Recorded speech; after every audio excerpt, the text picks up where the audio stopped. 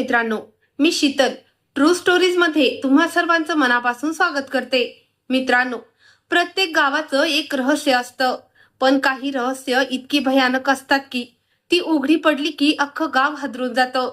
एका बाजूला परंपरेच्या नावाखाली चाललेला अंधश्रद्धेचा खेळ आणि दुसऱ्या बाजूला आपल्या बहिणीला वाचवण्यासाठी मृत्यूच्या दारात जाणारा एक हतबल भाऊ। जिथे विश्वासाच्या नावाखाली मुलींना बळी दिलं जात होतं, तिथला काळ रात्रीचा तो थरार आणि एका जिद्दी भावाचा अंगावर काटा आणणारा लढा। नेमकी काय होती ती 40 वर्षाची काळी प्रथा आणि त्या बंद दरवाजाआड शेवटी काय घडलं? चला उघडूया या रहस्याचा एक असा दरवाजा जो वाचून तुमच्याही अंगावर काटा येईल। गेल्या 40 वर्षापासून त्या सरदाराच्या हवेलीत एक विचित्र प्रथा चालत आली होती। तिथे सुंदर आणि तरुण मुलींना बोलावलं जायचं, पण तिथून परत आलेली प्रत्येक मुलगी पूर्णपणे बदलून जायची। ती कुणाशीही काहीच बोलत नसे, कायम स्वतःमध्येच हरवलेली आणि गुमसुम राहायची। माझी बहीण सुद्धा त्या हवेलीत गेली होती। जेव्हा ती तिथून परत आली तेव्हा ती सुद्धा खूप पोरक्यासारखी आणि गप्प गप्प राहू लागली। हे सगळं पाहून मी एक दिवस यामागचं संपूर्ण सत्य शोधून काढायचं ठरवलं। त्या हवेलीत नेमकं काय चाललंय हे जाणून घेण्यासाठी मी तिथे नोकर म्हणून गेलो आणि तिथे जे काही माझ्या डोळ्यासमोर आलं ते पाहून माझ्या पायाखालची जमीन सरकली। माझं नाव सोपान। मी माझ्या छोट्याशा कुटुंबासोबत एका अगदी शांत गावात राहत होतो। आमचं गाव दिसायला खूप सुंदर आणि निसर्गरम्य होतं। गावाच्या चारही बाजूला हिरवेगार शेत पसरलेलं असायचं। सकाळ झाली की गावातले लोक आपापल्या कामाला निघायचे। कोणी शेतात जायचं, कोणी आपली छोटीशी दुकानदारी उघडायचं। गावातली सगळीच माणसं एकमेकांना अगदी चांगल्या प्रकारे ओळखायची, त्यामुळे इथल्या लोकांमध्ये एक वेगळीच आपुलकी होती। गावावर कधीही कोणतंही संकट आलं तरी सर्वजण एकमेकांच्या पाठीशी खंबीरपणे उभे राहत असत। पण आमच्या या गावाची ओळख फक्त इथल्या निसर्गापुरती किंवा लोकांच्या साधेपणापुरती मर्यादित नव्हती। गावाशी जोडलेली एक जुनी आणि भयानक प्रथा इथली खरी ओळख होती। त्या प्रथेबद्दल जेव्हा बाहेरच्या लोकांना कळायचं तेव्हा ते थक्क होऊन जायचे। ही प्रथा गेल्या 40 वर्षापासून अशीच अविरत सुरू होती आणि दुर्दैवाची गोष्ट म्हणजे या संपूर्ण गावात एकही असा माणूस नव्हता ज्याने या प्रथेविरोधात कधी चकार शब्द काढला असेल किंवा तिचा उघडपणे विरोध केला असेल। नियम असा होता की प्रत्येक मंगळवारी गावातील काही सुंदर आणि तरुण मुलींना त्या सरदाराच्या हवेलीत बोलावलं जायचं। तिथे एक बाबा यायचे। त्या बाबांबद्दल गावकऱ्यांच्या मनात अंधश्रद्धेची एवढी भीती होती की ते सांगायचे की त्या बाबांकडे कोणती तरी दैवी शक्ती आहे आणि ते कुणाचेही नशीब पालटू शकतात। गावातील मोठे सगळे सोयरे आणि जुने लोक हेच मानत असत की ज्या मुलीची निवड बाबा स्वतः करतात ती मुलगी संपूर्ण रात्र त्यांची सेवा करते आणि त्यानंतर त्या मुलीचं संपूर्ण आयुष्य बदलून जातं। लोकांमध्ये अशी अंधश्रद्धा पसरली होती की त्या पवित्र सेवेनंतर त्या मुलीच्या घरात पैशाची बरकत येऊ लागते। तिच्या वडिलांचा व्यवसाय पूर्वीपेक्षा कितीतरी पटीने चांगला चालतो। घरातील गरिबी आणि आर्थिक अडचणी कायमच्या दूर होतात। इतकंच नाही तर काही दिवसातच त्या मुलीचं लग्न एखाद्या श्रीमंत घरात लावून दिलं जातं। गावातील साधी भोळी जनता या गोष्टींना नुसती थाप किंवा कथा समजत नव्हती, तर त्यांना ती परमेश्वराची सत्य वाटे। कारण त्यांनी स्वतः डोळ्यांनी पाहिलेलं होतं की ज्या कुटुंबाची आर्थिक स्थिती आधी अत्यंत हलाखीची होती त्या प्रथेनंतर त्यांचं आयुष्य अचानक सुधारलेलं होतं। याच एका कारणामुळे इतक्या वर्षात कुणातही त्या गोष्टीवर किंवा प्रथेवर प्रश्नचिन्ह उपस्थित करण्याची हिंमत झाली नव्हती। प्रत्येक मंगळवारी गावातील वेगवेगळ्या घरातून सजून धजून काही मुली त्या हवेलीत जायच्या आणि संपूर्ण गाव या गोष्टीकडे अतिशय सामान्य डोळ्यांनी पाहायचं। यात कुणालाही काहीच वावगं किंवा चुकीचं वाटत नव्हतं, कारण लहानपणापासून सर्वजण हेच डोळ्यांनी पाहत मोठे झाले होते। मी सुद्धा लहानपणापासून प्रत्येक मंगळवारी हाच सगळा प्रकार पाहत आलो होतो, त्यामुळे सुरुवातीला मलाही यात काही चुकीचं वाटत नव्हतं। सगळं अगदी साहजिक आणि नेहमीसारखं वाटायचं। पण जसजसा मी मोठा होऊ लागलो तसतसा माझा या प्रथेवरचा संशय वाढू लागला। माझ्या मनात हजारो प्रश्न काहूर माजवू लागले। असं नक्की काय होतं त्या हवेलीच्या बंद दरवाजाआड हे कधीच कुणासमोर येत नाही। ते बाबा नेमक्या कोणत्या निकषावर एका मुलीची निवड करतात आणि जर ही प्रथा इतकीच पवित्र आणि चांगली आहे तर मग तिथल्या खऱ्या वागणुकीबद्दल कोणीही उघडपणे का बोलत नाही? पण माझ्या या एकाही प्रश्नाचं उत्तर देण्याची हिंमत कुणात नव्हती, कारण आमच्या गावात असल्या विषयावर साधी चर्चा करणे सुद्धा पाप मानलं जाई. जर कुणी याबद्दल जास्त खोलात जाऊन विचारणा केलीच तर गावातील लोक उलट त्यालाच खडे सुनावत असत. ते नेहमी एकच वाक्य बोलून गप्प करायचे. बापजाद्यांनी आणि मोठ्या वडिलांनी बनवलेल्या परंपरेवर कधीही शंका घ्यायची नसते. मी स्वतः माझ्या डोळ्यांनी अनेकदा पाहिलं होतं की ज्या मुली त्या हवेलीत जायच्या, पुढच्या काही महिन्यातच त्यांचं नशीब बदलून जायचं आणि चांगल्या घराच्या मुलांशी त्यांची लग्न ठरत असत. त्यांच्या घरची हलाखीची परिस्थिती सुधारल्यासारखी दिसायची. त्यामुळे हळूहळू गावकऱ्यांचा या प्रथेवरचा विश्वास आणखीनच पक्का होत गेला. आमच्या गावाच्या चौधरी बाईंचं नाव सविता देवी असं होतं. संपूर्ण गावात त्यांना अतिशय मान होता. लोक त्यांना फक्त चौधरी देवी म्हणून नाही तर गावातील सर्वात समजूतदार आणि कर्त्या महिला म्हणून मानत असत. त्यांच्या पतीचा मृत्यू होऊन बरीच वर्षे झाली होती, पण तरीही त्यांनी संपूर्ण गावाला एका कुटुंबासारखं सांभाळून ठेवलं होतं. गावातली कोणतीही व्यक्ती त्यांची आज्ञा मोडण्याची हिंमत करत नसे. गावात कधी कुणाचं भांडण लागलं तर सविता देवी स्वतः मध्यस्थी करून न्याय करायच्या. एखाद्या गरीबाला मदतीची गरज असेल तर त्या सर्वात आधी मदतीचा हात पुढे करायच्या. कुणाच्या मुलीच्या लग्नात पैशाची अडचण आली तर त्या सढळ हाताने मदत करायच्या. एखाद्या शेतकऱ्याची पीक पाहणी वाया गेली तर त्याच्या घरी गुपचूप धान्याचं कोठार भरवून पाठवायच्या. म्हणूनच गावातील प्रत्येकाच्या मनात त्यांच्याबद्दल नितांत आदर होता. त्यांची ती हवेली तर संपूर्ण परिसरात गाजलेली होती. उंचच उंच भिंती, मोठा लोखंडी दरवाजा, आतला प्रशस्त वाडा आणि अनेक खोल्या. दुरूनच ती गावातील सर्वात जुनी आणि श्रीमंत वास्तू असल्याचं सांगून जायची. पण त्या हवेलीची सर्वात जास्त चर्चा व्हायची ती दर मंगळवारी, कारण त्याच दिवशी ती जुनी प्रथा पाळली जायची. संध्याकाळ झाली की हवेलीच्या बाहेर गावकऱ्यांची गर्दी जमू लागायची. ज्या मुलीची निवड झालेली असायची त्या आपल्या घरच्यांसोबत तिथे पोचायच्या. त्यानंतर त्या हवेलीचा मोठा दरवाजा आतून बंद केला जायचा. आता त्या बंद दरवाजात नक्की काय चालतं हे कधीही कोणत्याही बाहेरील माणसानं पाहिलेलं नव्हतं आणि तिथून परत आलेल्या मुलीही कधीच याविषयी वाच्यता करत नसत. पण दुसऱ्या दिवशी मात्र सगळं काही पूर्वीसारखं शांत व्हायचं आणि गावाची घडी पुन्हा पूर्ववत रुळावर यायची. लहानपणी मीही या सगळ्या गोष्टीकडे कधी फारसं लक्ष दिलं नव्हतं, पण मला अजिबात कल्पना नव्हती की लवकरच माझी लाडकी बहीण या भयानक प्रथेच्या चक्रव्यूहात अडकणार आहे आणि त्यानंतर आमचं संपूर्ण आयुष्य कायमचं उद्ध्वस्त होणार आहे. माझी एक छोटी बहीण होती जिचं नाव लावण्य होतं. खरं सांगू तर ती नावाप्रमाणेच आमच्या घरात आनंदाची उधळण करायची. ती जिथे जायची तिथे हसण्या खेळण्याचा माहोल तयार व्हायचा. ती फक्त आमच्या घरची लेक नव्हती तर आमच्या संपूर्ण कुटुंबाचा जीव होती. मी तिच्यापेक्षा वयाने मोठा होतो, पण आमचं नातं फक्त भाऊ बहिणीचं नव्हतं तर अगदी घट्ट मित्रांसारखं होतं. ती तिची प्रत्येक लहान मोठी गोष्ट सगळ्यात आधी मला येऊन सांगायची. तिला काही नवीन शिकायचं असेल किंवा बाहेर कुठे जायचं असेल तर ती न चुकता माझा सल्ला घ्यायची. तिची बोलण्याची गोडी अशी होती की जो तिच्याशी पहिल्यांदा बोलत असे तो तिच्या गोड स्वभावात येऊन जायचा. तिचा स्वभाव खूपच प्रेमळ होता. ती कधीही कोणाशी मोठ्या आवाजात बोलत नसे. गावातील म्हाताऱ्या आजीबाई सुद्धा तिच्यावर खूप प्रेम करायच्या, कारण ती आवर्जून सगळ्यांची विचारपूस करायची आणि वेळेप्रसंगी मदतीसाठी धावून जायची. आणि दिसायलाही ती अत्यंत सुंदर होती. तिचा रंग अगदी गोरा पान होता, टपोरी बोलकी डोळे आणि कमरेपर्यंत रेंगाळणारे लांब काळे भोर केस. आणि जेव्हा ती हसायची तेव्हा वाटे की जणू सगळं घर आनंदाने उजाळून निघालंय. गावात तिच्या सौंदर्याची कायम चर्चा असायची, पण तिला कधीच आपल्या रूपाचा उमाळा किंवा गर्व नव्हता. ती अत्यंत साधी, सरळ आणि लाजरी बुजरी होती. आई आणि बाबा तिच्यावर जीवापाड प्रेम करायचे, कारण ती त्या घराची सर्वात मोठी आणि लाडकी लेक होती. म्हणूनच तिची प्रत्येक छोटी मोठी इच्छा पूर्ण करण्यासाठी ती नेहमी धडपडत असत. मी सुद्धा तिच्याशिवाय एक दिवसही काढू शकत नव्हतो. संध्याकाळी जेव्हा मी शेतातून किंवा बाजारातून घरी परत यायचो तेव्हा ती धावत माझ्याशी येऊन मिळायची आणि तासनतास माझ्याशी गप्पा मारत बसायची.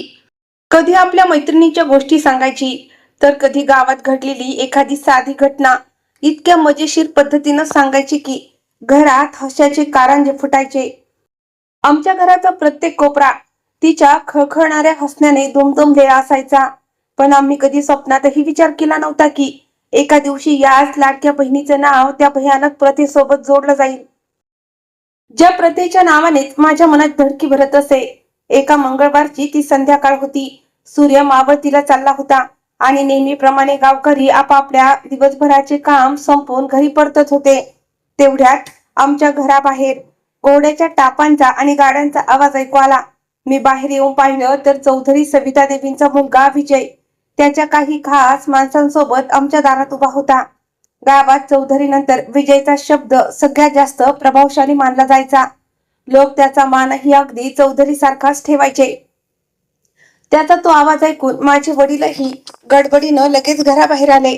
विजयने चेहऱ्यावर एक गोड हास्य आणत वडिलांना सांगितलं, आज मंगळवार आहे काका. आज रात्री ते चमत्कारी बाबा हवेलीत येणार आहेत.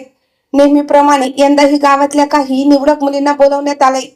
यावेळेस त्यात तुमची मुलगी लावण्याचं नाव सुद्धा आहे. आज जर बाबांनी तिची निवड केली तर समजून घ्या की तुमच्या संपूर्ण कुटुंबाचं भाग्य उजळून निघेल.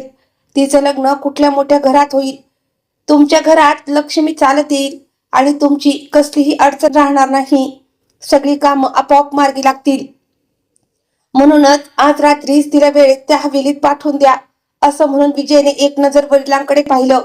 त्याला जणू खात्रीच होती की वडील आनंदाने आणि उत्साहात लगेच आपली लेक तिथं पाठवून देतील.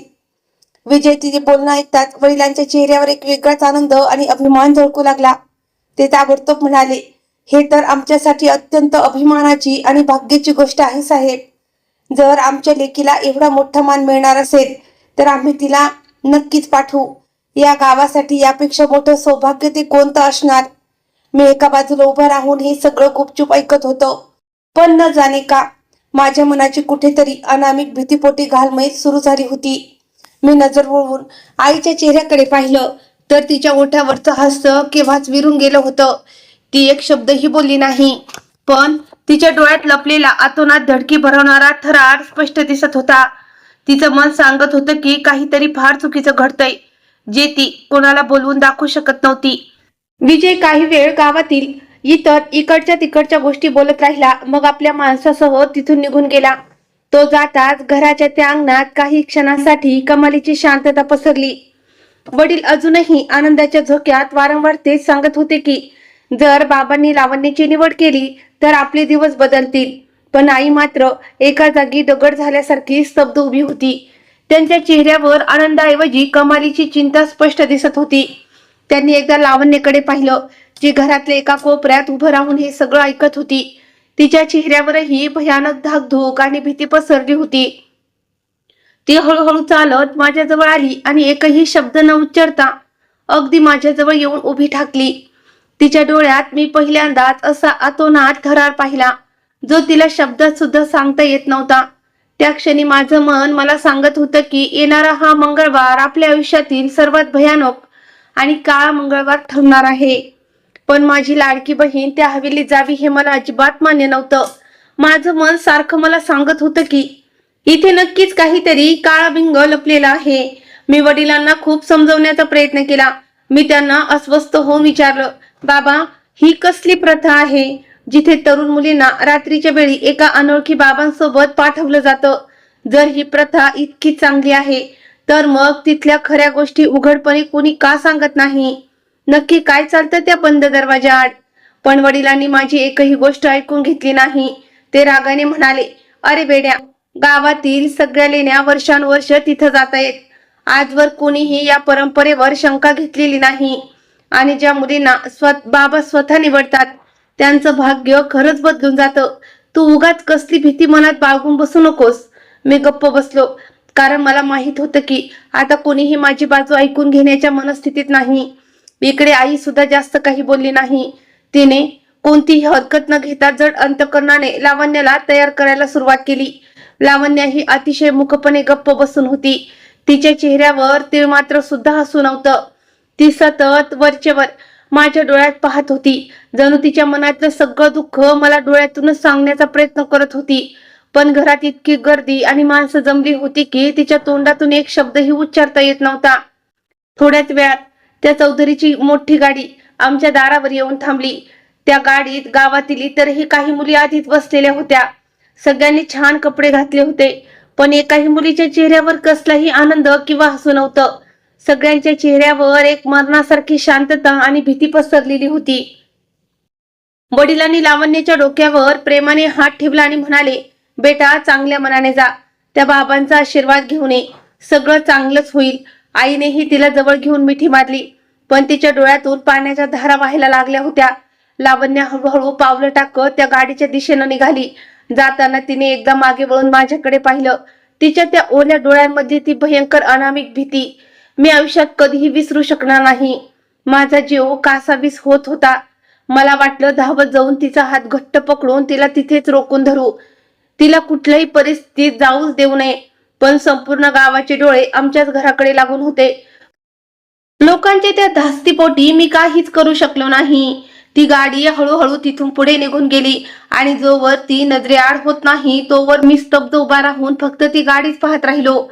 गाडी निघून गेल्यानंतरही मी तसेच घराच्या अंगणात एका जागी बसून राहिलो. रात्र जशी जशी गडद होत चालली तशी माझी अस्वस्थता आणि भीती अजूनच वाढत चालली होती. माझ्या मनात एकच प्रश्न चक्रासारखा फिरत होता. अखेर त्या हवेलीत असं नेमकं काय होतं जे कधीच कुणासमोर येत नाही? तो बाबा नेमका कोण, ज्याला आजवर मी कधीही माझ्या डोळ्याने पाहिलेलं नव्हतं? मी फक्त त्याचं नाव ऐकलं होतं. लोक त्याला चमत्कारी बाबा म्हणून पूजायचे, पण मी कधीही त्याला गावात फिरताना किंवा येताना जाताना पाहिलं नव्हतं. कोणीच त्याची कधी कोणती छबी किंवा फोटो पाहिला नव्हता आणि त्याच्याविषयी कोणी उघडपणे शब्द काढायला सुद्धा तयार नसं. कोणी विचारलं तर फक्त एवढंच सांगितलं जाईल की तो बाबा खूप मोठा तपस्वी आणि संत पुरुष आहे, त्यामुळे त्याच्याबद्दल जास्त उलट तपासणी किंवा प्रश्न विचारू नयेत. पण माझ्या त्या फसव्या उत्तरावर कधीच विश्वास बसला नाही आणि माझं मन ते कधीच स्वीकारायला तयार नव्हतं. मला त्या रात्री अजिबात डोळा लागला नाही. मी कधी अंगणात येऊन इकडे तिकडे फेऱ्या मारत होतो, तर कधी थेट मुख्य दरवाजा उघडून बाहेर रस्त्याकडे पाहत होतो. असं वाटत होतं की ती काळी कुट्ट रात्र संपण्याचं नावच घेत नाहीये. आई सुद्धा माझ्यासारखीच जागी होती. ती जरी स्वतःला सावरण्याचा आणि शांत राहण्याचा आव्हानत असली तरी तिच्या चेहऱ्यावर असलेली चिंता लपून राहत नव्हती. वडिलांना मात्र त्या प्रथेवर आणि त्या बाबांवर पूर्ण श्रद्धा होती, त्यामुळे ते वारंवार समजावत होते की सकाळपर्यंत सगळं काही ठीकठाक होऊन लावण्य घरी परत येईल. पण माझा जीव मात्र त्यांची ती सांत्वनाची भाषा ऐकायला तयारच नव्हता. कसा तरी तो लुप्त आळसावलेला अंधार सरला आणि हळूहळू पहाट उजाडत चालली. तेवढ्यात आमच्या घराच्या दरवाजावर जोराची थाप पडली. मी धावत जाऊन दरवाजा उघडला. समोर माझी लाडकी लावण्य उभी होती, पण तिला पाहताच माझ्या पायाखालची जमीन सरकली. आदल्या रात्री जी हसतमुख आणि आनंदी मुलगी घराबाहेर पडली होती, त्या लावण्याच्या चेहऱ्यावरची सारी क्रांती आणि तेज पूर्णपणे नाहीसं झालं होतं. तिचा चेहरा पार पांढरा पडून सुकला होता. डोळे रडून रडून सुजले होते आणि ती अत्यंत अशक्त आणि हतबल दिसत होती. मी क्षणाचाही विलंब न करता तिला आपल्या मिठीत सामावून धरलं. तेव्हा मला जाणवलं की तिच्या संपूर्ण अंगात भरून उरलेला तीव्र ज्वर होता. तिचं शरीर आगीसारखं तपत होतं. तिला आपल्या पायांवर उभं सुद्धा राहवत नव्हतं. मी तिला तातडीनं धरून घरात घेऊन आलो आणि सावरत खाटेवर बसवलं. आई सुद्धा धावत पळत तिथं आली. तिने लावण्याला पाणी पाजलं आणि काळजीनं तिच्या कपाळावर हात ठेवला. तशी ती घाबरून मागे सरकली, कारण लावण्याला खरंच खूप ताप भरला होता. पण त्या सगळ्यापेक्षा सर्वात जास्त अस्वस्थ करणारी गोष्ट म्हणजे तिचं ते अफाट मौन. ती अगदी दगड झाल्यासारखी गप्प बसून होती. तिने तोंडातून एक शब्दही काढला नाही. थोड्या वेळात वडीलही तिथे आले. त्यांनी मायेनं विचारलं, काय रे बाळा, तू ठीक आहेस ना? तिथं सगळं नीट पार पडलं ना? हे ऐकताच लावण्याने स्वतःला एकदम सावरलं आणि ती वडिलांसमोर पूर्णपणे नॉर्मल असल्याचा आव आणू लागली. तिनं चेहऱ्यावर एक बनावट हसू आणत उत्तर दिलं, हो बाबा, मी अगदी ठीक आहे. मला फक्त थोडा ताप आलाय. कदाचित रात्री जागरण झाल्यामुळे झालं असेल असं. तिचा आवाज वरवर पाहता अगदी साधा वाटत होता, पण मी तिला सर्वात जास्त ओळखत असल्यामुळे मला लपवता आला नाही. मला लख्ख जाणीव झाली होती की ती आमच्यापासून काहीतरी खूप मोठी गोष्ट लपवते आहे. तिचे डोळे काहीतरी वेगळं सांगत होते आणि तिचे ओठ मात्र दुसरंच काहीतरी बोलत होते. तिच्या आतमध्ये कुठेतरी एखादी भयंकर भीती घर करून बसली होती. ती आधीसारखी अजिबात राहिली नव्हती. तिच्या चेहऱ्यावरचं ते खळाळतं हसू कुठेतरी विरून गेलं होतं. डोळ्यातली चमक गायब झाली होती आणि तिच्या त्या गोड आवाजात आता तो आधीचा जिवंतपणा उरला नव्हता. ती सतत एखाद्या खोल दरीत बुडाल्यासारखी सुन्न झाली होती. त्या दिवसभरात मी अनेकदा तिच्याशी एकांतात बोलण्याचा आणि तिची विचारपूस करण्याचा प्रयत्न केला. मी तिला प्रेमानं विचारलं, लावण्या, मला खरं खरं सांग, तिथे नक्की काय घडलं होतं? त्या बाबाने तुला काय सांगितलं? संपूर्ण रात्रीत काय झालं तिथे? तू एवढी का घाबरलेली आहेस? पण प्रत्येक वेळी ती माझ्या प्रश्नांना बगल देत फक्त माझ्या चेहऱ्याकडे बघायची, मग मान खाली घालायची आणि एकही शब्द न उच्चारता तिथून निघून जायची. तिच्या या वागण्यामुळे माझ्या मनातील शंका आणि अस्वस्थता अजूनच कैक पटीने वाढली होती. माझ्या मनात काडी मात्र शंका उरली नव्हती की त्या हवेलीच्या बंद भिंतीआड नक्कीच काहीतरी भयानक काळा बाजार चालतो, ज्याचं सत्य संपूर्ण गावापासून लपून ठेवलं जातंय. आणि त्या क्षणी मी मनाशी पक्की खुणगाठ बांधली. काहीही होऊ दे, मी या रहस्याचा पर्दाफाश करूनच राहणार. माझी बहीण आता पूर्वीसारखी राहिलेली नाही. तिच्या डोळ्यातला तो धाक मला प्रत्येक सेकंदाला आतल्यात खाऊन टाकत होता. ती कोणीतरी मोठ्या मजबुरीत अडकली होती आणि जर अशा वेळी मी तिच्या पाठीशी उभा राहिलो नसतो तर. तिची ती लाचारी आणि डोळ्यातले अश्रू पाहून मला खात्री पटली होती की तिची मजबुरी खूप मोठी आहे. मी असाच गप्प बसलो तर कदाचित कधीही खरं बाहेर आलं नसतं. म्हणूनच मी एक असा मार्ग निवडायचा ठरवला ज्याची कुणकुणही घरात कुणाला लागता कामा नये. त्या संध्याकाळी मी आईजवळ गेलो आणि तिला म्हणालो, आई, शहरात माझा एक जुना मित्र राहतो. तो बऱ्याच वर्षापासून तिथल्या एका मोठ्या हॉटेलमध्ये काम करतोय. त्याने मला सुद्धा कामासाठी बोलावलंय. तिथे एका माणसाची गरज आहे. कामही चांगलं आहे आणि पैसेही बरे मिळतील. मी विचार करतोय की काही दिवसांसाठी शहरात निघून जावं.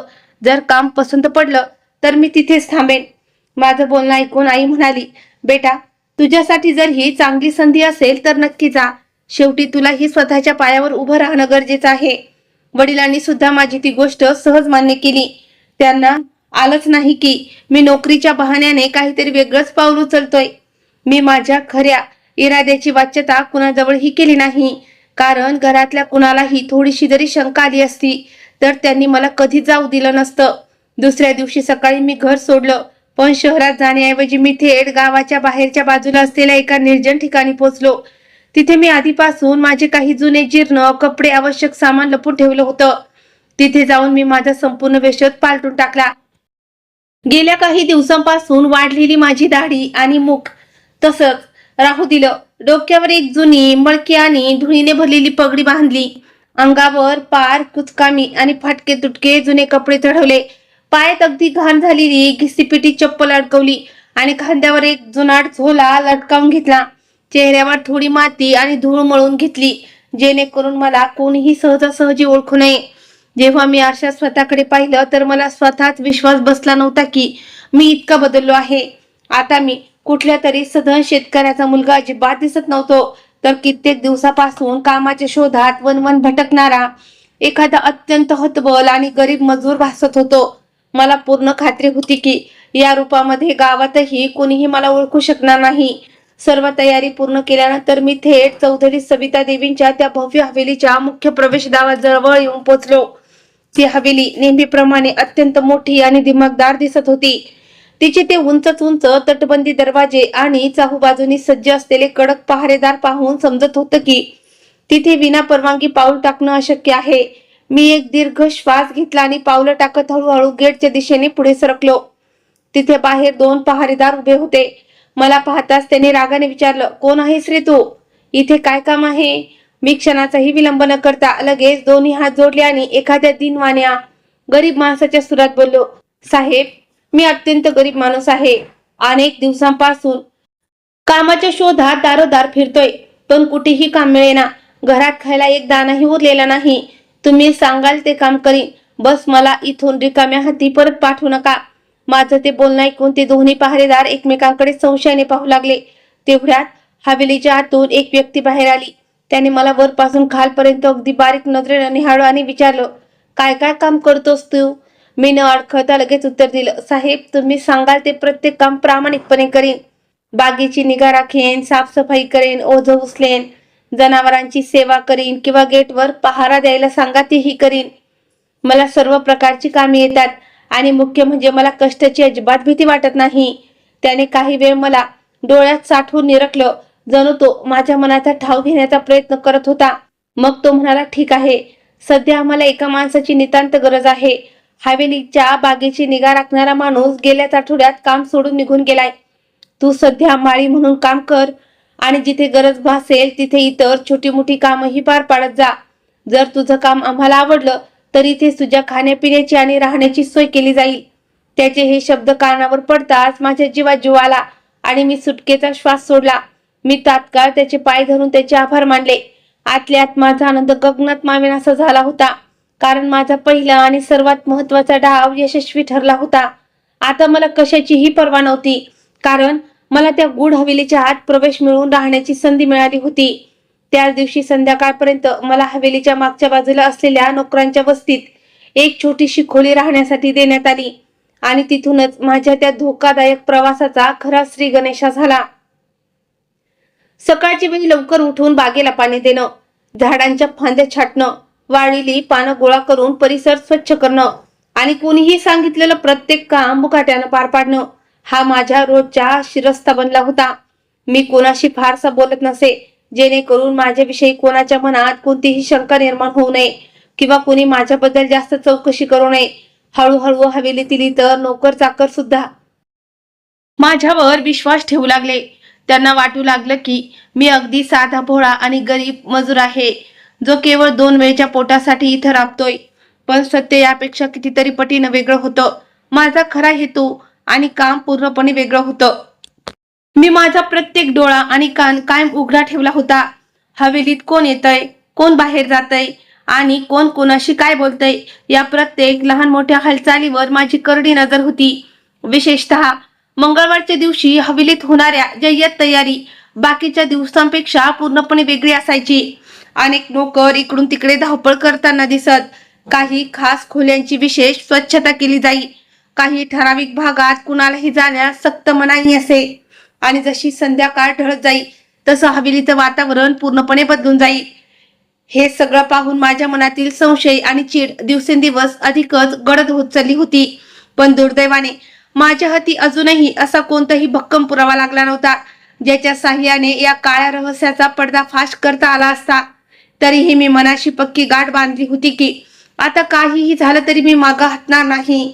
मग त्यासाठी मला या हवेलीत कितीही दिवस का राहावं लागेना, कारण आता हा प्रश्न फक्त माझ्या कुतूहलाच राहिलेला नव्हता.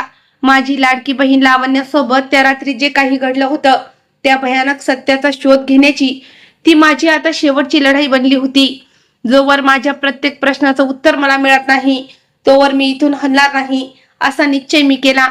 आजची ही रात्र माझ्या आयुष्यातील सर्वात मोठी आणि निर्णायक रात्र ठरणार होती. मी गेल्या अनेक दिवसापासून यात एका क्षणाची वाट पाहत होतो. मी मनाशी पक्क ठरवून टाकलं की आज माझ्या जीवाचं काहीही झालं तरी चालेल, पण या हवेलीचं गुपित उघड केल्याशिवाय मी इथून पाऊलही मागे घेणार नाही. माझ्या बहिणीचे ते धास्तावलेले रडकुंडीला आलेले डोळे वारंवार माझ्या डोळ्यासमोर येऊन मला अधिकच ताकद देत होते. जशी रात्र गडद होत गेली तसे हवेलीचे वातावरण पुन्हा पालटलं. नेहमीप्रमाणे इतर सगळे नोकर आपापले दिवसभराचे काम संपवून आपापल्या खोलीच्या दिशेने निघून गेले. तेवढ्यात तो चौधरीचा मुलगा विजय पुन्हा त्या प्रशस्त अंगणात पाऊल ठेवताना दिसला. त्याच्यासोबत आणखी 4 माणसंही होती. त्याने अत्यंत दडावलेल्या आवाजात स्पष्ट शब्दात बजावलं, सर्वजण नीट ऐकून घ्या.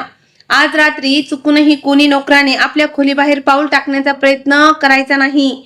जर कोणी बाहेर येण्याची हिंमत केली तर अशी अद्दल घडवीन की जन्मभर विसरणार नाही. त्याचा तो सज्जड आणि खाकी सड्याचा कडक आवाज ऐकून तिथले सगळे नोकर धस्तावले. सर्वांनी मान खाली घातली आणि एकही अक्षर न उच्चारता ते आपापल्या खोलीच्या दिशेने पळाले.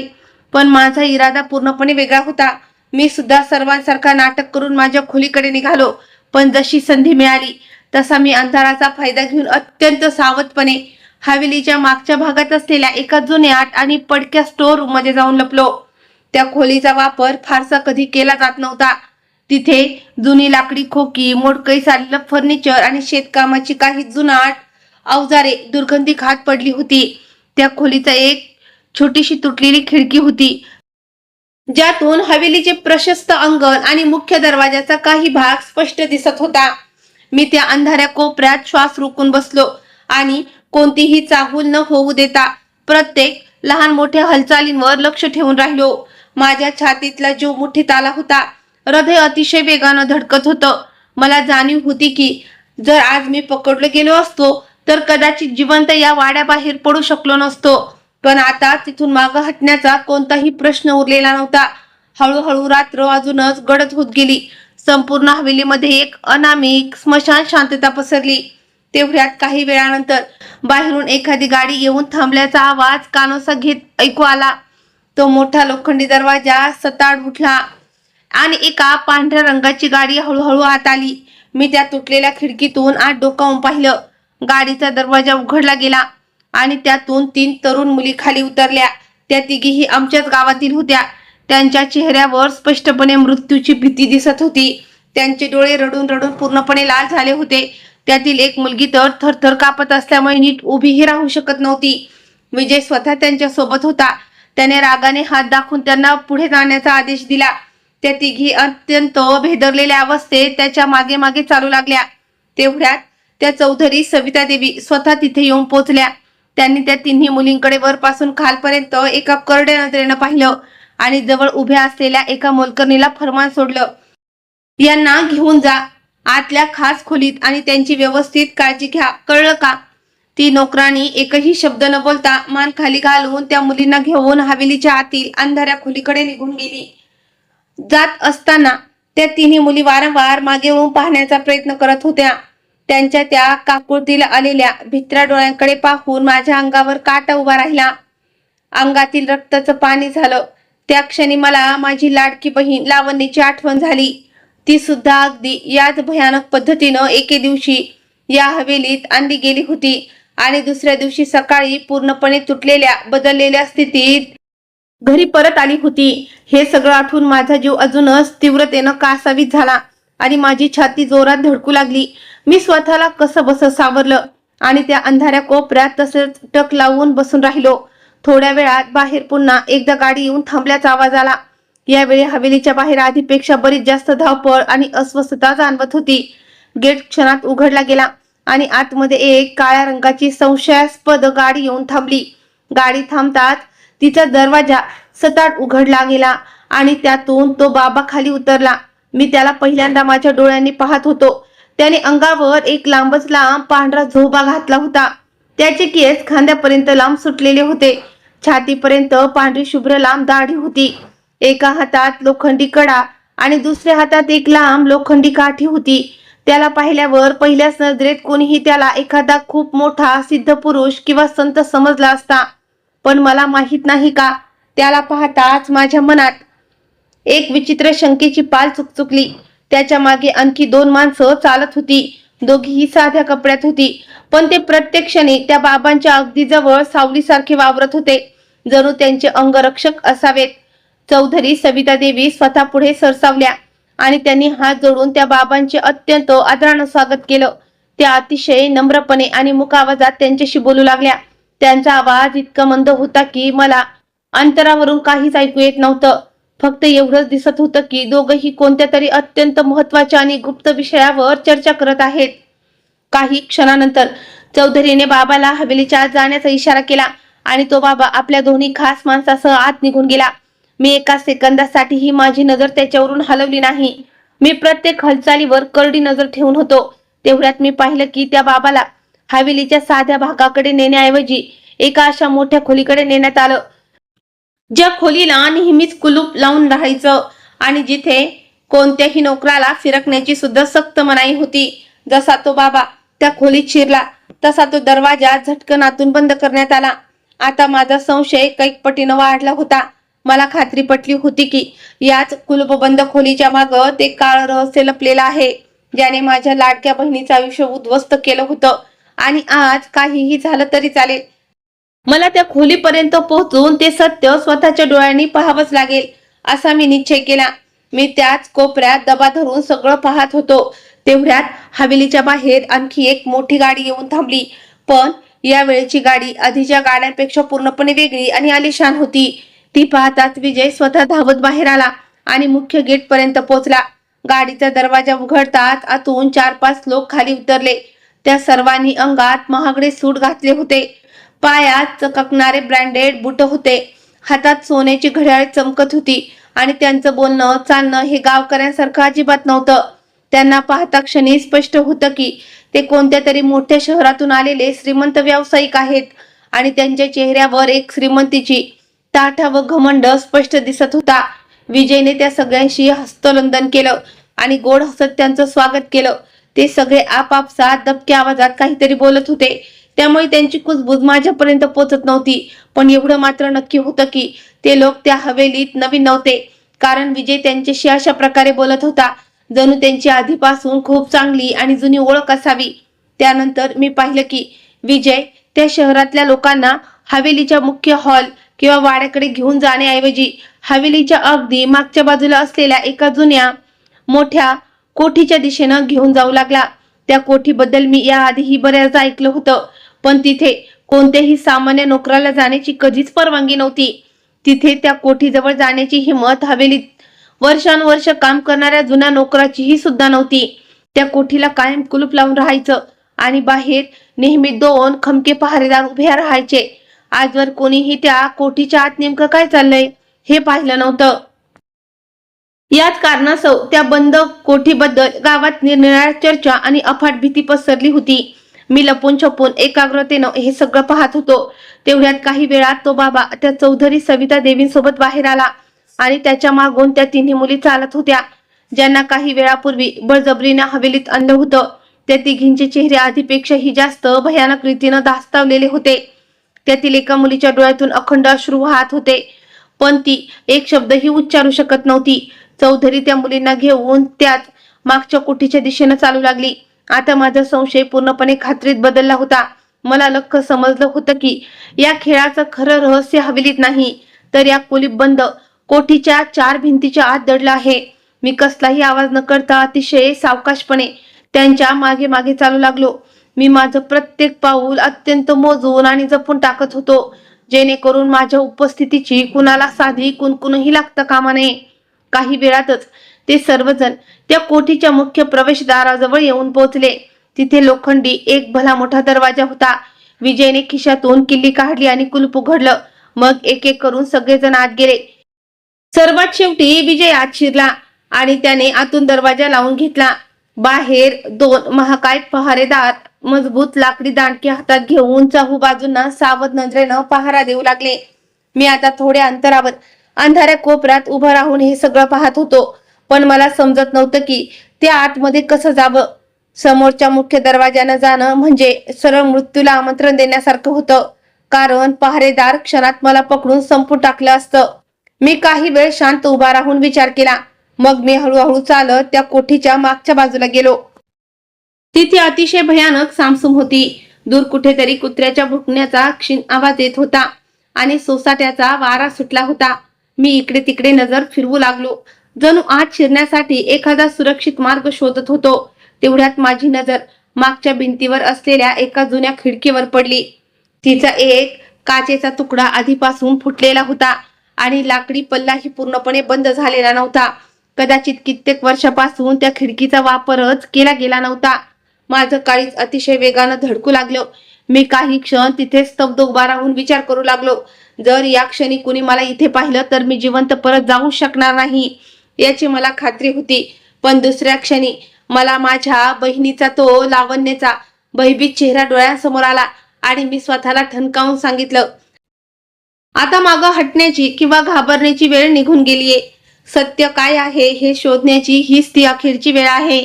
मी अत्यंत काळजीपूर्वक आणि सावधगिरीनं चहूबाजूंनी नजर फिरवली आणि पुढच्या धाडसासाठी तयार झाले. जेव्हा माझी खात्री पटली की आजूबाजूला कोणीही नाही, तेव्हा मी अतिशय सावधपणे त्या तुटलेल्या खिडकीजवळ पोचलो आणि कसलाही आवाज न करता आतमध्ये शिरलो. आत पाऊल ठेवताच मला चोहीकडे दाट अंधार जाणवला. हवेमध्ये दमटपणा आणि कुबट वासाची दुर्गंधी पसरली होती. असं वाटत होतं की या भागात क्वचितच कुणाचा वावर असेल. मी भिंतीचा आधार घेत हळूहळू पुढे पावलं टाकू लागलो, जेणेकरून अंधारात कशाचीही टक्कर होऊन आवाज होऊ नये. थोडं पुढे गेल्यावर मला कुणाच्या तरी कुजबुजण्याचा आणि बोलण्याचा क्षीण आवाज ऐकू येऊ लागला. तो आवाज समोरील एका मोठ्या खोलीतून येत होता. तो खोलीचा दरवाजा पूर्णपणे बंद नव्हता. त्याच्या खालच्या फटीतून पिवळसर प्रकाशाचा कट्टा बाहेर येत होता. माझे हृदय पूर्वीपेक्षा जास्त वेगानं धडकू लागलं, कारण मला पूर्ण खात्री पटली होती की ज्या सत्याच्या शोधात मी जीवावर उदार होऊन इथपर्यंत पोहोचले, ते सत्य आता या दरवाजाच्या अगदी पलीकडे माझा शोध घेत आहे. मी अंधारात सावधपणे उभं राहून त्या फटीतून आत डोकावून पाहिलं. तिथे तेच लोक बसलेले होते जे काही वेळापूर्वी त्या आलिशान गाडीतून उतरून आले होते. एका बाजूला तो बाबा बसला होता, दुसऱ्या बाजूला चौधरी सविता देवी बसली होती आणि त्यांच्या शेजारी विजय ही स्थानापन्न झाला होता. खोलीच्या आत ती सर्व माणसं हजर होती ज्यांना मी मगाशी हवेलीत पाहिलं होतं. माझ्या छातीतली धडधड इतकी वाढली होती की जणू माझं हृदय बाहेर उडी मारून अंगावर येईल. मी मुख्य दरवाजाजवळ सावधपणे लपून बसलो होतो, जेणेकरून कुणाचीही माझ्यावर नजर पडू नये. तेवढ्यात एक माणूस आतून बाहेर गेला आणि काही क्षणात त्या तिन्ही मुलींना एक एक करून हाताला धरून त्या मोठ्या खोलीत घेऊन आला. त्या तिन्ही मुली एका कोपऱ्यात मान खाली घालून उभ्या होत्या. त्यांच्या चेहऱ्यावर एवढी दहशत पसरली होती की त्या कोणाकडे वर करून पाहण्याची हिंमत करू शकत नव्हत्या. त्यांच्या डोळ्यातून सतत पाण्याच्या धारा वाहत होत्या, पण खोलीत बसलेल्या त्या नराधमांच्या चेहऱ्यावर मात्र ही दया किंवा सहानुभूती नव्हती. ते त्या मुलींकडे अशा नजरेने पाहत होते जणू ते एखादी व्यक्ती नसून बाजारात विकायला आणलेल्या वस्तूच असाव्यात. तेवढ्यात त्यातील एक माणूस म्हणाला, या मधल्या मुलीला जरा पुढे घेऊन या, तिला माझ्याजवळ उभी करा. दुसऱ्या बाजूला बसलेला दुसरा माणूस म्हणाला, नाही, आधी तिघांनाही नीट पारखून घेऊ द्या, मग ठरवूया. त्यानंतर त्यातील एक माणूस उठला आणि त्या मुलींच्या चारही बाजूनी चक्रा मारू लागला. तो त्यांना वरपासून खालपर्यंत निरखून पाहत होता आणि बाकीचे लोक आपापसात दबक्या आवाजात कुजबुजत काहीतरी बोलत होते. कोणी त्यांच्या वयाची चर्चा करत होतं, कोणी त्यांच्या रूपाची आणि चेहऱ्याची पारख करत होतं, तर कोणी त्यांच्या शरीराची रचना बघून म्हणत होतं, ही मुलगी ठीक आहे, हिला एका बाजूला वेगळं काढा, ही नंतर कामाला येईल. त्यांची ती निर्जयी आणि गलिच्छ भाषा ऐकून माझं संपूर्ण शरीर रागानं थरथर कापायला लागलं. मला असं वाटत होतं की मी क्षणाचाही विलंब न करता आत उडी मारून या सगळ्यांचा घोट दाबून टाकावा. पण मला चांगली जाणीव होती की जर मी थोडीशीही घाई केली तर त्या मुलींना वाचवण्याऐवजी मी स्वतःच त्या लांडग्याच्या जाळ्यात अडकेन. त्यामुळे मी माझा अनावर झालेला सरंग आणि रोष पोटात दाबून मुकाट्याने सगळं पाहत राहिलो. तेवढ्यात तो बाबा चेहऱ्यावर एक खोटी, बोगस आणि गोड हास्य आणत म्हणाला, घाबरू नका मुलींनो, तुमचं सगळ्यांचं भलं होईल. तुम्ही खूप नशीबवान आहात की तुम्हाला इथे येण्याचा हा मोठा सुवर्ण योग लाभलाय. त्याचे ते शब्द ऐकताच त्यातील एक मुलगी हंबरडा फोडून मोठ्याने रडू लागली. तिने हात जोडून विनवणी केली, मला माझ्या घरी जाऊ द्या साहेब, मला इथे अजिबात राहायचं नाहीये, मला माझ्या आईकडे पाठवून द्या. पण तिचं ते बोलणं पूर्ण व्हायच्या आतच तिथे जवळ उभा असलेला एक माणूस पुढे सरसावला. त्याने तिचा हात जोरात पिरगळत तिला खेचलं आणि रागानं दरडावून म्हणाला, इथे जेवढं सांगितलं जाईल तेवढंच करायचं, जास्त तोंड चालवायची अजिबात गरज नाहीये. ती मुलगी प्रचंड धडकी भरल्यामुळे गप्प बसली आणि मान खाली घालून थरथरत उभी राहिली. संपूर्ण खोली तिच्या हुंदक्यांचे आणि सिसकण्याचे आवाज घुमत होते, पण तिथल्या एकाही व्यक्तीच्या चेहऱ्यावर पाझर फुटला नाही. चौधरी सविता देवी बाबांच्या चेहऱ्याकडे पाहून म्हणाल्या, यावेळी आलेल्या तिन्ही मुली अतिशय उत्तम आहेत. गावकरी स्वतःहून त्यांना अगदी आनंदाने आणि विश्वासाने इथे आमच्या हवेलीत सोडून गेले आहेत. कोणाला कसलाही संशय आलेला नाही. सगळ्यांना असंच वाटते की इथे देवाचा आशीर्वाद मिळतो आणि त्यांच्या मुलींचं भाग्य उजाळून निघतं. हे ऐकून बाबा खळखळून हसत म्हणाला, हीच तर आपली सर्वात मोठी ताकद आहे. लोकांचा हा अंधश्रद्धेचा गाडा जसजसा वाढत जाईल तसतसं आपलं काम आणखी सोपं होत जाईल. साधी भोळी जनता अशीच डोळे बंद करून आपल्यावर विश्वास ठेवत राहील आणि आपण आपला हा काळा खेळ बिनदिक्कत खेळत राहू. बाबाचे ते शब्द कानावर पडतात माझ्या मुठी आवळल्या गेल्या आणि हाताची नखे तळहातात रुतली. आता मला त्या हवेलीचं सगळं काळं सत्य अगदी स्वच्छ पाण्यासारखं समजू लागलं होतं. गेल्या इतक्या वर्षापासून हे लोक धर्म, श्रद्धा आणि आशीर्वादाच्या नावाखाली निष्पाप मुलींचे आयुष्य उद्ध्वस्त करत आले होते. गावकऱ्यांना आता सगळं काही स्वच्छ समजत होतं. इतक्या वर्षापासून ही माणसं धर्म आणि आशीर्वादाच्या नावाखाली निष्पाप मुलींची फसवणूक करत होती. गावकऱ्यांना खोटे चमत्कार दाखवून त्यांच्या मनात हा विश्वास निर्माण केला जाई की बाबांकडे गेल्याने सर्व संकटाचा अंत होईल आणि मग त्याच विश्वासाचा गैरफायदा घेऊन त्या मुलींचे आयुष्य पूर्णपणे विध्वस्त करून टाकत असत. तेवढ्यात विजयने त्या लोकांना सांगितलं, आधी यांना वेगवेगळ्या खोल्यांमध्ये नेऊन ठेवा, मग रात्री ठरल्याप्रमाणे सगळं होईल. त्याचे ते बोलणे ऐकतात बाकीचे सगळे मान हलवून खळखळून हसू लागले. त्याची ती हास्य पाहून माझ्या अंगावर काटा उभा राहिला. ते हसणे एखाद्या माणसाची नसून जणू काही हिंस्र दरिंजाचे भासत होते. तेव्हाच त्यातील एक माणूस म्हणाला, मागच्या वेळी सगळं काही अगदी आरामात पार पडलं होतं, कोणाला काही कानोकान खबर लागली नाही. यावेळीही कोणतीही अडचण येणार नाही. चौधरी म्हणाले, गावकरी तर स्वतःहून आमची स्तुती करतात. त्यांना काय माहित की त्यांच्या या आंधळा विश्वासामागे किती मोठा घातकी खेळ चाललाय. सगळ्यांना असंच वाटतं की त्यांच्या मुली बाबांचा आशीर्वाद घेऊन आनंदाने परत येतात, पण त्यांच्या मुलीवर काय बेतते हे कुणालाच ठाऊक नसतं. तेव्हा बाबा हळू आवाजात म्हणाला, जो कुणी इथे येतो तो आपलं तोंड बंद ठेवूनच परत जातो. जर कुणी बोलण्याचा प्रयत्न केलास तर त्याला अशी जबरदस्ती धडकी भरवा की तो आयुष्यभर कोणासमोरही सत्य उघड करण्याची हिंमत करू शकणार नाही. त्याचे हे शब्द कानावर पडताच माझ्या पायाखालची जमीन सरकली. मला आता लख्ख समजलं होतं की माझ्या बहिणीसोबतही नक्की हे सगळं घडलं असणार. म्हणूनच ती इथून परत आल्यावर पूर्वीसारखी राहिली नव्हती. ती सतत गप्प गप्प राहायची, कोणाशीही डोळ्यात डोळे घालून बोलत नसे आणि रात्री अचानक घाबरून जागी होत असे. मी अनेकदा तिला विचारले सुद्धा होते की तिथे नक्की काय झालं होतं, पण ती प्रत्येक वेळी मला एकच उत्तर द्यायची की काही झालं नाही, सगळं नीट आहे. त्यावेळी मला वाटलं होतं की कदाचित ती इतर कशामुळे तरी त्रस्त असेल, पण आज मला तिच्या प्रत्येक मुकपणाचा अर्थ समजत होता. तिने मला सत्य सांगितलं नव्हतं, कारण तिला आतून पूर्णपणे भयभूत करून टाकलं होतं. तिची वाचा अक्षरशः बंद पाडली गेली होती. माझ्या बहिणीबद्दलच्या अथंग वेदना आणि त्या नराधमाबद्दलचा भयंकर संताप माझ्या मनात एकाच वेळी उसळी मारत होते. माझ्या डोळ्यासमोर माझ्या बहिणीचा तो रडका चेहरा फिरू लागला आणि मला स्वतःवर प्रचंड चीड येऊ लागली की मी इतकी वर्ष साधं सत्यही ओळखू शकलो नाही. तेवढ्यात ती मुलगी अचानक त्या बाबांच्या पायावर कोसळली आणि ढसढसा रडत विनवणी करू लागली, बाबा मला सोडून द्या, मी तुमचं काय वाईट केलं आहे, मला माझ्या घरी जाऊ द्या. माझी आई माझी वाट पाहत असेल. पण बाबांनी तिला उठण्याऐवजी तिथे उभ्या असलेल्या एका माणसाकडे पाहिलं आणि त्याला हाताने इशारा केला. पुढच्या क्षणी त्या माणसाने त्या मुलीला जोरात पकडलं, बळजबरीनं उभं केलं आणि दुसऱ्या खोलीच्या दिशेने ओढत नेऊ लागला. ती मुलगी सतत हंबरडा फोडून रडत होती, स्वतःला त्याच्या तावडीतून सोडवण्याचा आटोकाट प्रयत्न करत होती. पण तिच्या त्या केविलवाण्या प्रयत्नाला काहीच अर्थ उरला नाही. ते सगळं भयानक दृश्य पाहून उरलेल्या त्या दोन्ही मुली अजूनच थरथर कापू लागल्या. त्यांची अवस्था इतकी बिकट झाली होती की त्यांच्या पायात आता उभं राहणं इतकेही बळ उरलं नव्हतं. हे सर्व पाहून माझं मनातून पूर्णपणे उद्ध्वस्त झालं होतं, तुकडे तुकडे झालं होतं. पण त्या क्षणी मी स्वतःशी एक पक्की शपथ घेतली, काहीही होऊ दे, आता मी या नराधमांना सोडणार नाही. या निष्पाप मुलींचे आयुष्य बर्बाद करणाऱ्यांना त्यांच्या या कृत्याची कठोर शिक्षा मी मिळवून देणार आणि माझ्या बहिणीवर झालेल्या त्या भयंकर अन्यायाचा बदला, त्याचा हिशोब मी त्यांच्याकडून घेतल्याशिवाय राहणार नाही.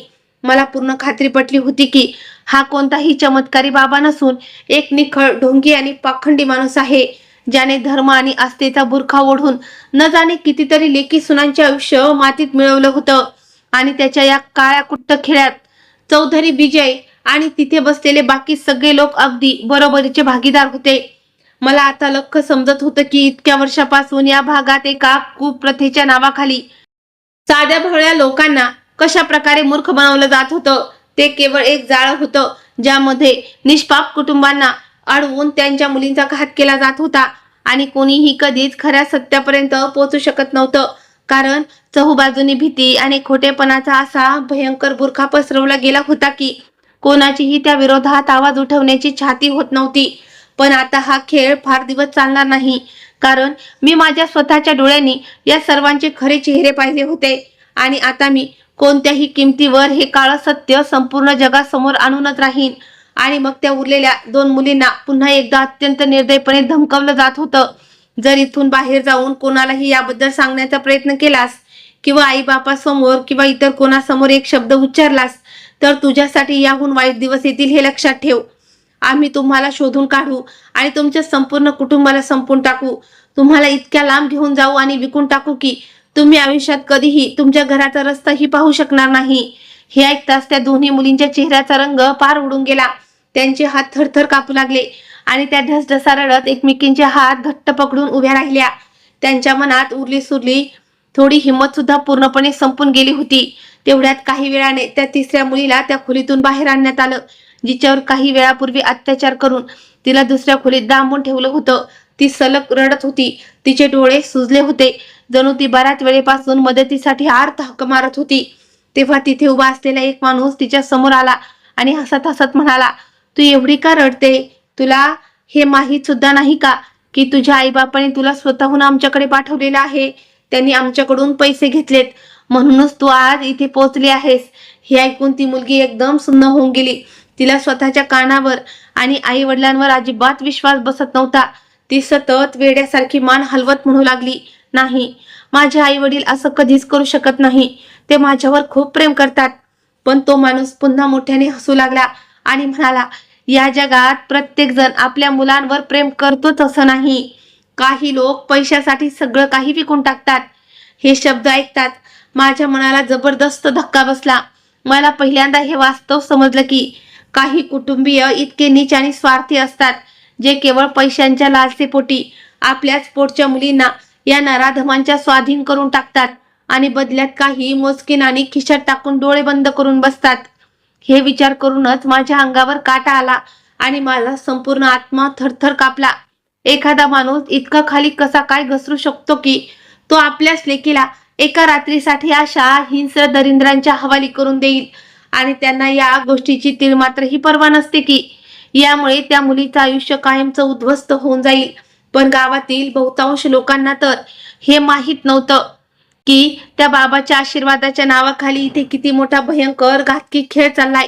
बाहेरून पाहणाऱ्यांना तर फक्त असंच वाटत होतं की तिथे एखादा मोठा चमत्कार होतो, परंतु वस्तुस्थिती त्याच्या अगदी उलट होती. तिथे रोज मानवता पायाखाली तुडवली जात होती आणि निष्पाप मुलींचे आयुष्य मातीत मिळवले जात होते. हे सगळे आपल्या स्वतःच्या डोळ्यांनी पाहिल्यानंतर माझ्या अंगातील प्रत्येक रक्ताचा थेंब रागाने खवळून उठला. जणू पोटात आगच पेटली होती.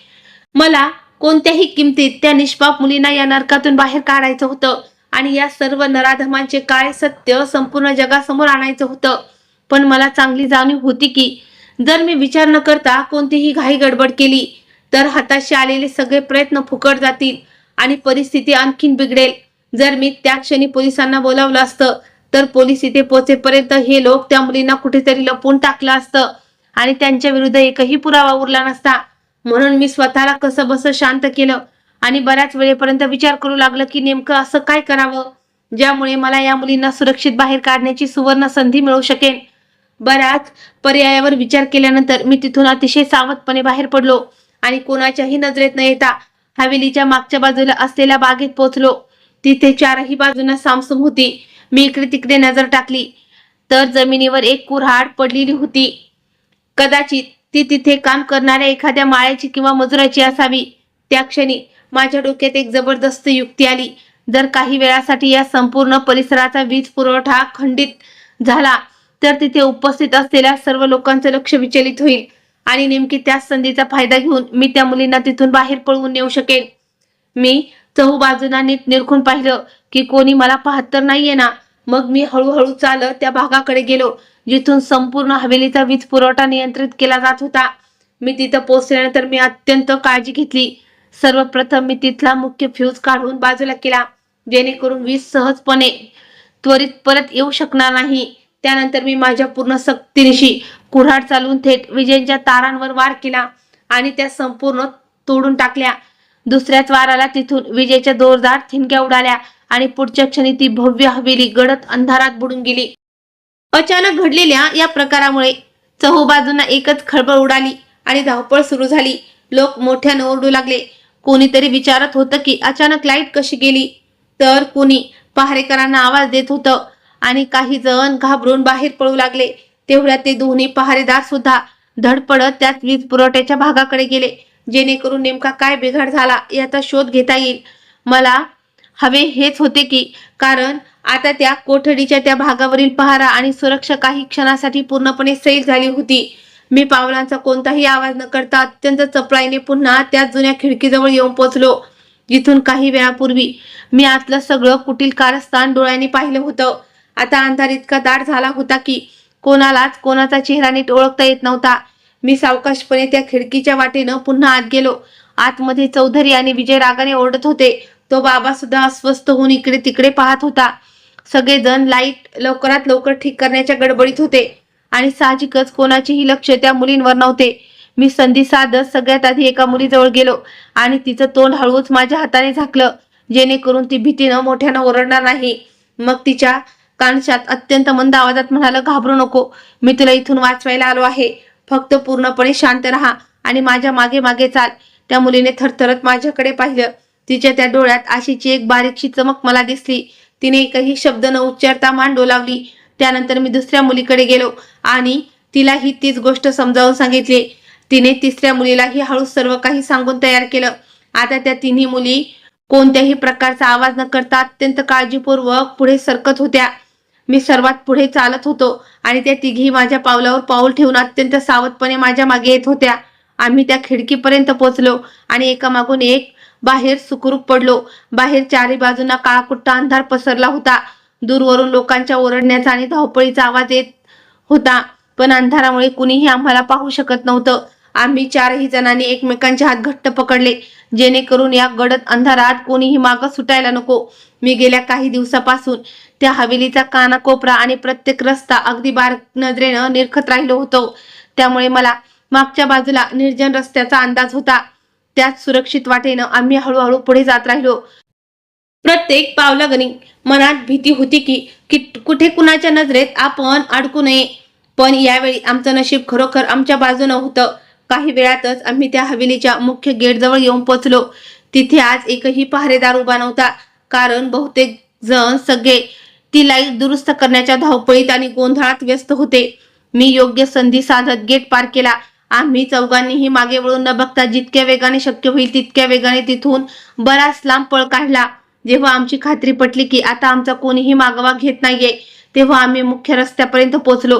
तिथे पोहोचताच त्या मुली थरथर कापू लागल्या. त्यांचे श्वास वेगाने चालले होते आणि त्या सतत ढसढसा रडत होत्या.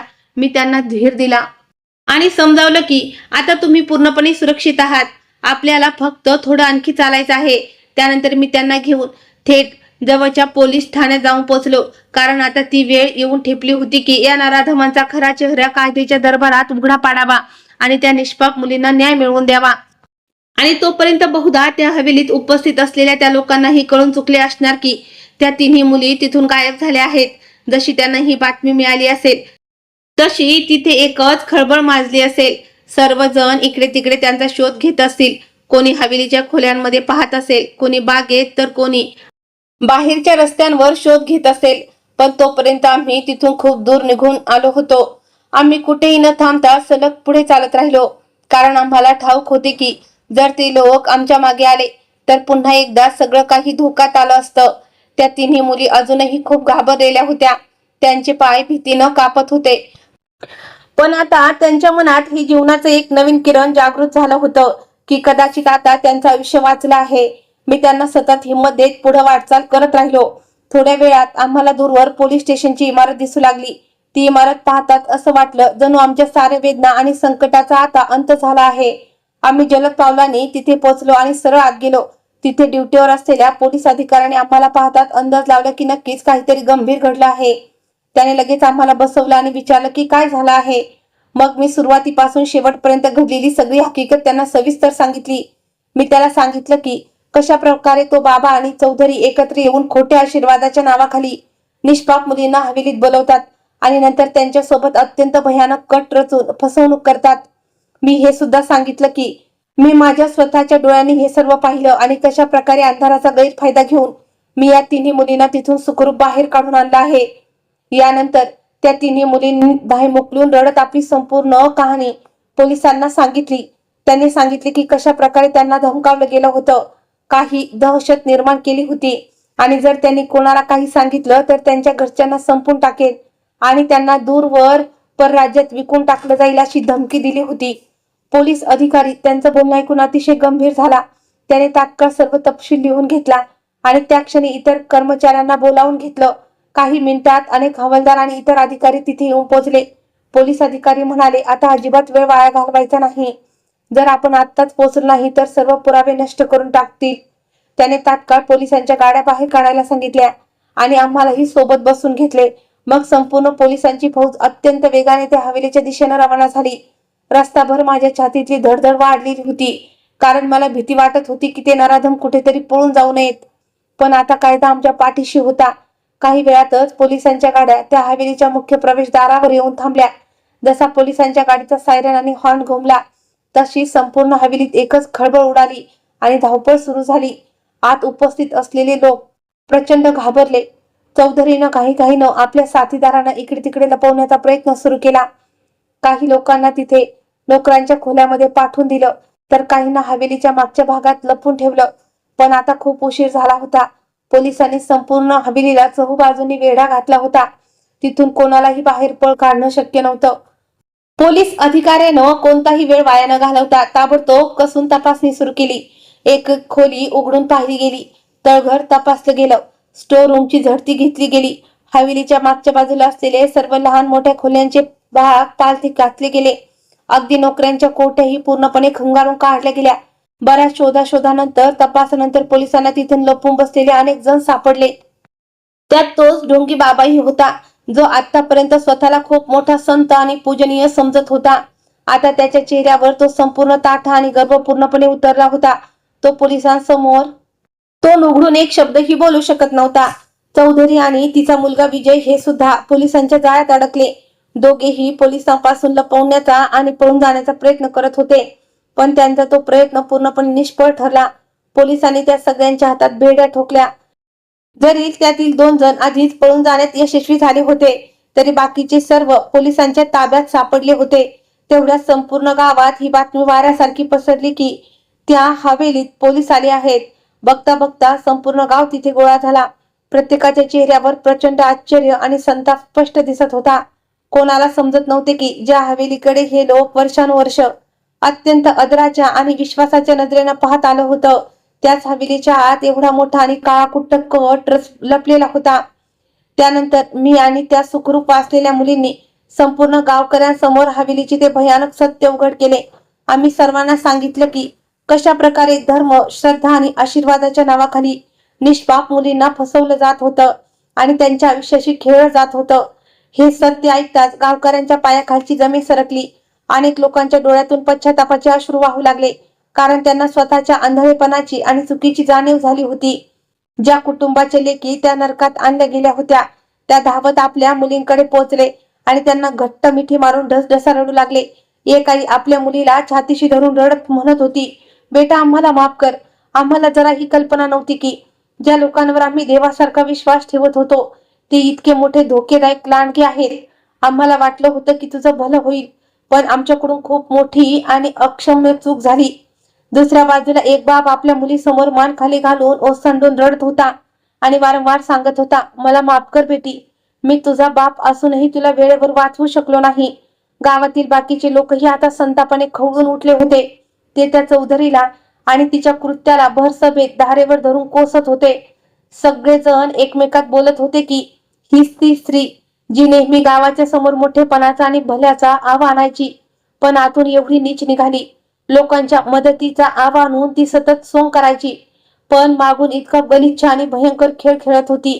ज्या स्त्रीला संपूर्ण गाव देवासमान आदर देत होतं, ती इतक्या मोठ्या आणि जघन्य गुन्ह्यात सामील असेल असा विचारही कोणी स्वप्नात केला नव्हता.